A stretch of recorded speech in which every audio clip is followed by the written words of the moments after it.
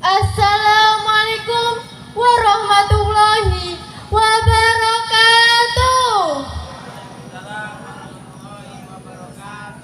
Yang terhormat pimpinan Pondok Pesantren Asidiki, yang kami hormati Dewan Asatidz Pondok Pesantren Asidiki, yang kami hormati seluruh dewan juri, tidak lupa kepada Bapak dan Ibu Wali Santri yang kami hormati, dan saudaraku santriwan dan santriwati yang insya Allah dirahmati Allah.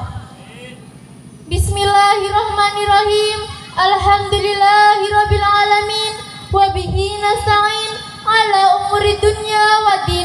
Assalatu wassalamu ala asrafil anbiya'i wal mursalin wa ala alihi wa ashabihi ajmain, amma ba'du.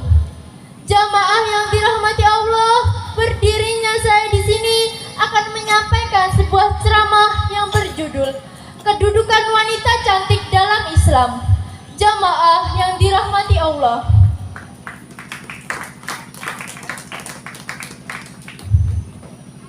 kebanyakan orang Indonesia mengenal nama Raden Ajeng Kartini, seorang pahlawan perempuan dari Jepara, Jawa Tengah. Kartini hidup di suatu masa di mana kaum perempuan diperlakukan buruk oleh kaum laki-laki. Mereka juga tidak diizinkan untuk mendapatkan pendidikan di sekolah. Kartini ingin mengubah kondisi tersebut sehingga beliau mendirikan sebuah sekolah untuk mengajari anak-anak perempuan di lingkungannya. Sedangkan beliau sendirilah yang menjadi gurunya. Kartini juga dipercaya sebagai tokoh gerakan emansipasi wanita di Indonesia. Sekarang ini, kata emansipasi merujuk kepada tuntutan kaum wanita untuk mendapatkan hak yang sama dengan kaum laki-laki dalam setiap aspek kehidupan. Sekarang, marilah kita memperhatikan dengan sesama kondisi kaum wanita di tengah masyarakat setelah adanya kata emansipasi. Sekarang, kita bisa melihat bahwa anak perempuan dengan anak laki-laki sama-sama bisa belajar, yang tentunya menggembirakan bagi mereka. Karena anak-anak perempuan bisa bersekolah mulai dari tingkat SD sampai perguruan tinggi. Allah Subhanahu wa taala berfirman, A'udzubillahi minasyaitonirrajim. Bismillahirrahmanirrahim. Wa idza qila suzu fangsuzu yarfa'illahu alladhina amanu minkum walladhina utul ilma darajat wallahu bima ta'maluna khabir.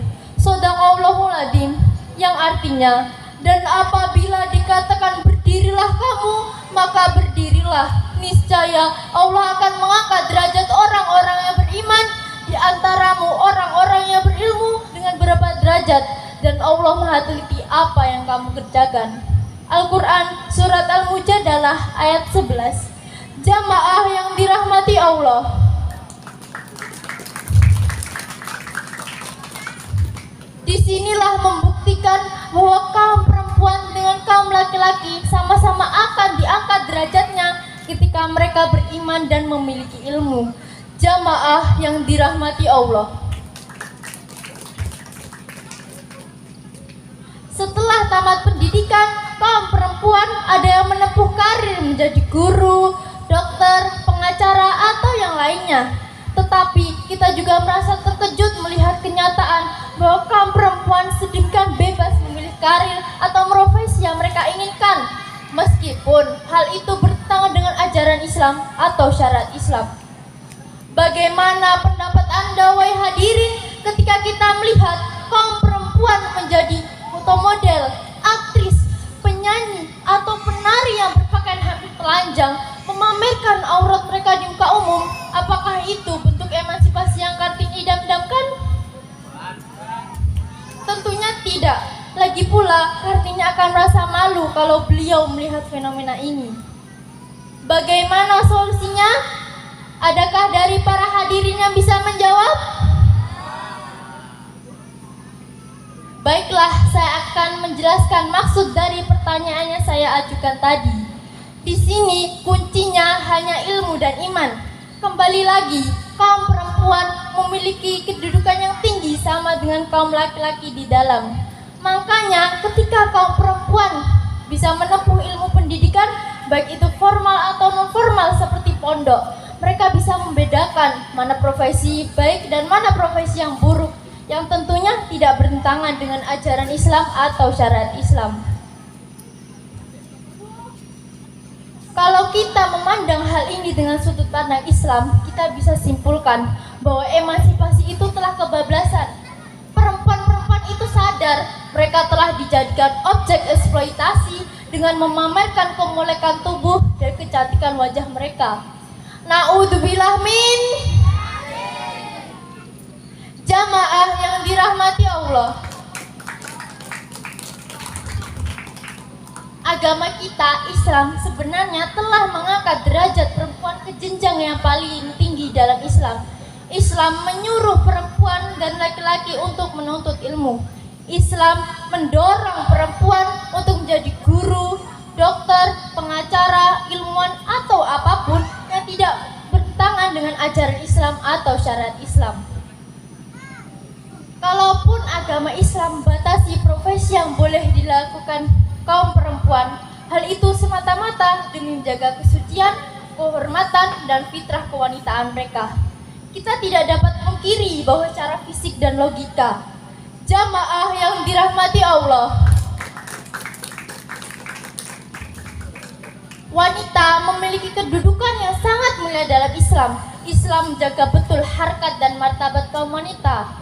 Nah, maka wanita yang cantik dan soleha itu adalah wanita yang mulia, ibarat harta yang paling berharga dan sebaik-baik perhiasan dunia.